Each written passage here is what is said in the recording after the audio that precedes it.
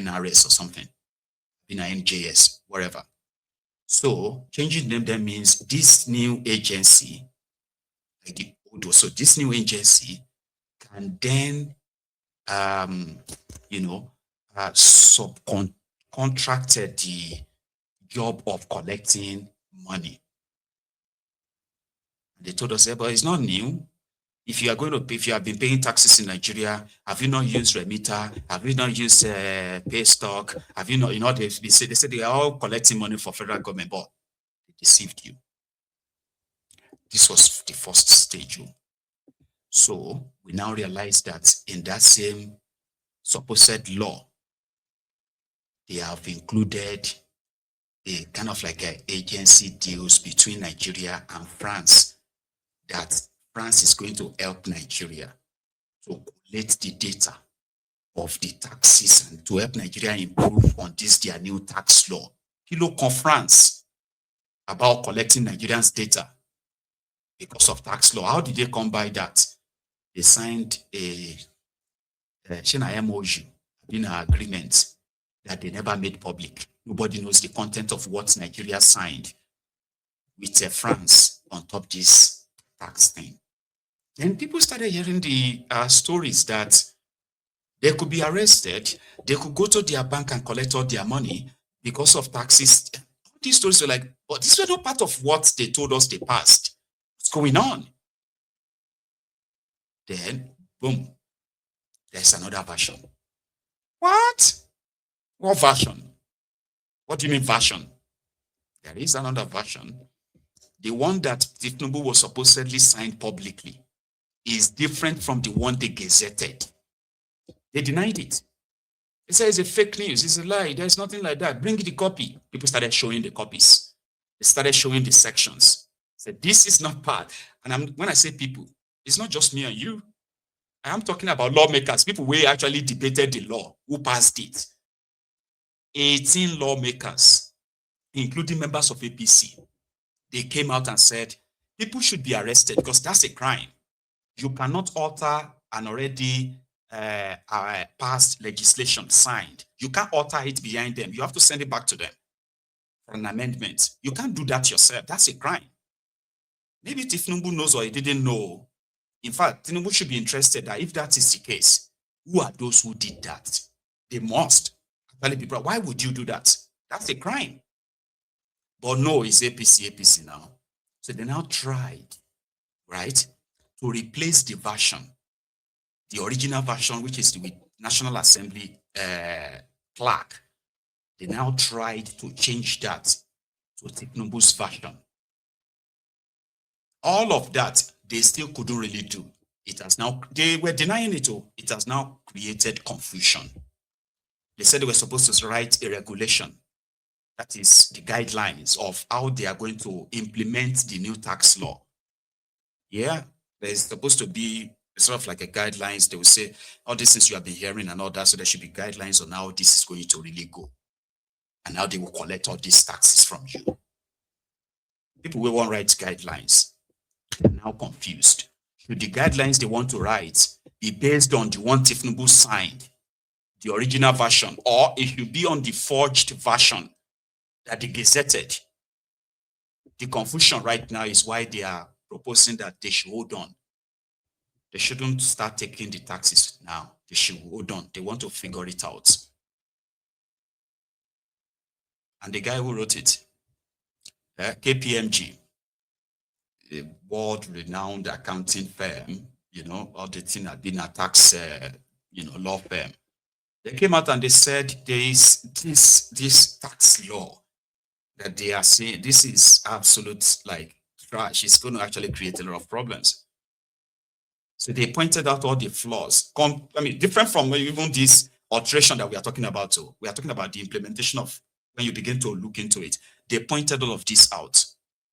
The guy, Taiwo Yedele, who said there was no any alteration, all these stories are fake news. Guess what he's saying now? The same guy is now telling Nigerians that there are some little, he called it little issues about the tax law. That shouldn't stop the implementation of the tax law. What are you talking about, mister? What do you mean little by? What are you talking about? Here he is admitting that, yeah, there's some infractions. Infraction in this sense is actually a crime. They haven't even issued all these guidelines. That is true. Our plan in an ideal world was for all these regulations, guidelines, public notices to be ready like 3 months before December, because we want people to give their feedback, debate it, finalize, and gazette. But in our real world, it did not happen like that. And as I speak to you today, we have more than 40 regulations, guidelines, and public notices that have been finalized. But we can't release a single one of them because we're still waiting for what is the final version of the gazette. You know why? Because the Authentication Act says whatever the government printer publishes is the evidence of the law that was passed. That government printer published something which we shared, and we said this is the official version. Lawmakers said it's not what they passed. So they said they would do their own gazette. They set up their committee, they did their own review, they did their own gazette. They sent me a copy, soft copy. But that's not what the Authentication Act says. So I sent my staff, go to government printer and go and buy. They went there as of last week, they said it's not ready, that they should wait. So I also told everybody, the NRS, GRB, you to wait, because we can't issue guidelines when we are not 100% certain that this is the final official position. I called my staff this morning, I said, go back there, be following up every day, go there, don't call them, go and sit down there. And I got feedback as I was here that says that, I don't even know whether I should say this one because I don't know what the press will report. But in the interest of accountability and transparency, so my staff told me that they said everything that they printed, the National Assembly collected from them and said they shouldn't sell to anyone, that they want to complete their review. While that is good, it also creates the uncertainty again. So in other words, what I'll say to you is, the explanation we have provided about the law, because all this issue of they've altered, they've not altered, it's not even a lot. There are few items that shouldn't affect the main thing that people need to, nothing about the tax rate, about the tax burden, the filing deadline. So, but this is the best I can say to you as we speak. Hopefully we can get over this sooner rather than later. Thank you very much. Thank you. Yeram, did any of that make any sense to you, genuinely?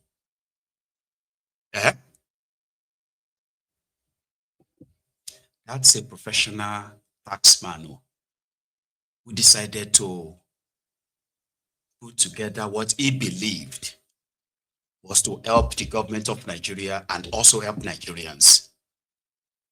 Professional guys, the guy will be saying he was working with this top firm. I don't know the name. Before they drafted him to come and do this job. But he's working with career crooks that he himself started sounding like a carpenter who is doing the job of a doctor. Yeah, the party, there's some little things. What do you mean? It is law. So the reason why we can write our guideline is because they already passed law. National Assembly is now talking about gazetting their own. National Assembly is talking about reviewing it. So because of that, that's why we cannot really release our guidelines now. What are you talking about? Can you actually not really process this? National Assembly have nothing to do with an already signed law. What should be happening is the investigation on how they are talking about the publisher of government's publisher. They were going to blame somebody at the end of the day. They can even arrest somebody and say, this is the person that altered it. Like, what are you doing? But they know what they are doing. Get you so confused that whenever this kind of conversation pops up, it's just going to be so draining for you. Just, I'm so tired of this whole story. But yet, they have already started activating some part of the law. Yeah, if you transfer money now, or you go to the POS to withdraw money, you're going to pay 7.5% VAT. But that one is in effect right now. So it is all about how to pick your pocket and how to pick your pocket. What's going to happen to you if you fail to pay or label your money correctly in your tax filing and the rest of that? So what's going to happen to you? They've stated that, how they could take your money, how they could arrest you, and they could, a lot of things they could do to you. But none part of the law says every penny collected under this law must be accounted for by every person that is allocated to. So anyone found guilty of, fraudulently or corruptly enriching themselves with this public fund, they should go to life imprisonment or they should face firing squad. Something that says, this money that you're about to collect from these people, are you with me? There will be consequences if you decide to keep spending it the way you normally spend. And there's no consequences, nothing. So they're explaining to people how to get used to what they are about to unleash on you. And I wish you all the best. Or should I say I wish you what you probably wish is yourself. So let's take calls tonight, right? Because my time is quite up. So I'll take a short break. And I bet you probably have one or two things to add yourself, right? But before, if you have to leave, right? Like the broadcast if you haven't already. Like it and share it. And maybe subscribe to my channel as well. Yeah. So I'm going to be back in a minute or two, right? And you can still stay back, all right, to hear the other people. Oh, hang on. There was this clip before we go to that too, all right? This is our mentor, the MC Olueran of Lagos. No, he's actually the national chairman of the NURTW. I don't know why they set him up this way, right? He was giving a speech that caught the internet earlier today.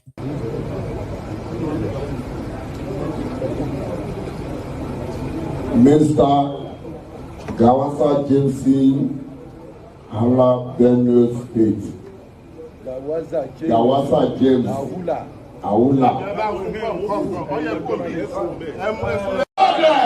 Of national progress.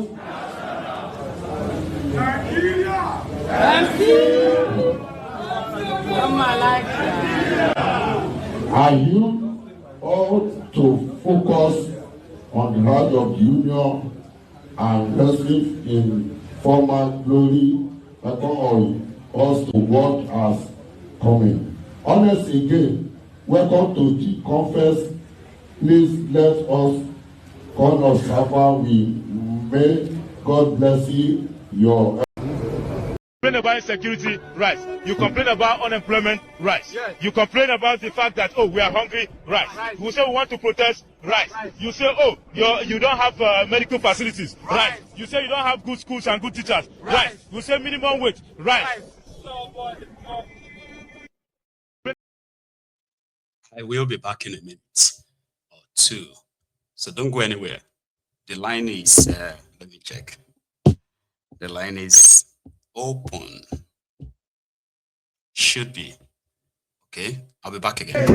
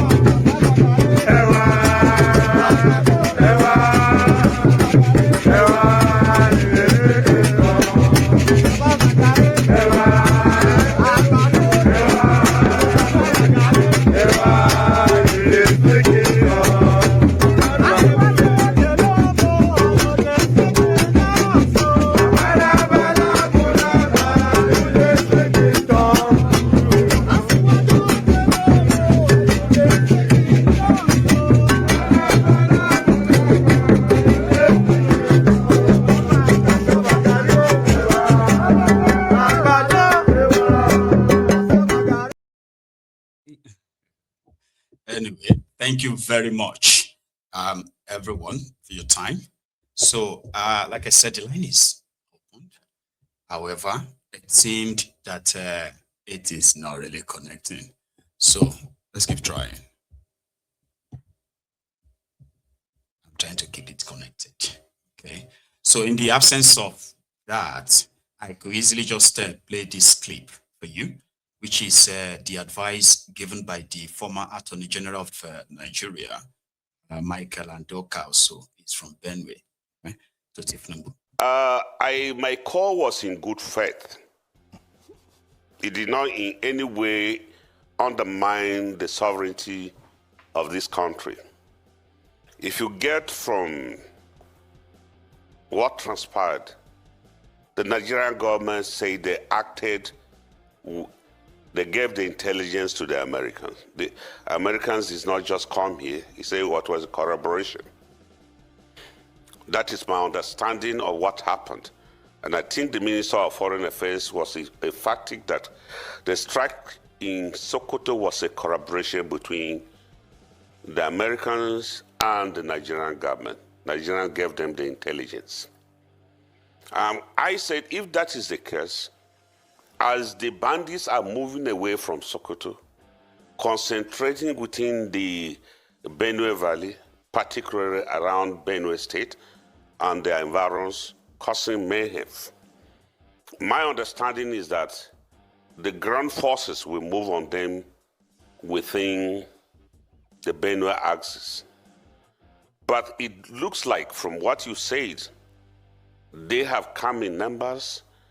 They are overturning villages. I will give you a particular local government, which is Ukom local government. Out of 13 wards, there's an occupation of 10 wards. You can, at the main market in Ukom, which is the Zakiman main market that produces yams for the country, they have settled less than 3 kilometers away from the main market. And that is alarming. Now, what I said is that there should be the same collaboration between the Nigerian government and US government to flush them out anywhere they are trying to concentrate in a group. It extends up to the attack that happened in Oyo. Anywhere there is collaboration, there's concentration, the bandits are concentrating. There's need for either the Nigerian Air Force to move in, or if they do not have the capacity, then the same collaboration that happened with the US government to be able to flush them out, to avoid them causing mayhem. My main understanding was that the collaboration was intended to finally put a stop to this. I want to give you an example. When this crisis started, during the President Yar'Adua's time, because I always refer where I was an active participant, what the government adopted was no mercy. There was zero tolerance on mercy, on the bandits. Anywhere we heard there was concentration, our military used to go there to flush them out. This is a situation that politics should be completely set aside, because you are talking of a situation where 80% in Benue State, 80% are farmers, and the farmers have been displaced. There's a potential danger of hunger that's even more serious than the mayhem being caused by the bandits. And this is why I still think that collaborating with US or any other country to flush out the bandit does not in any way undermine the integrity of this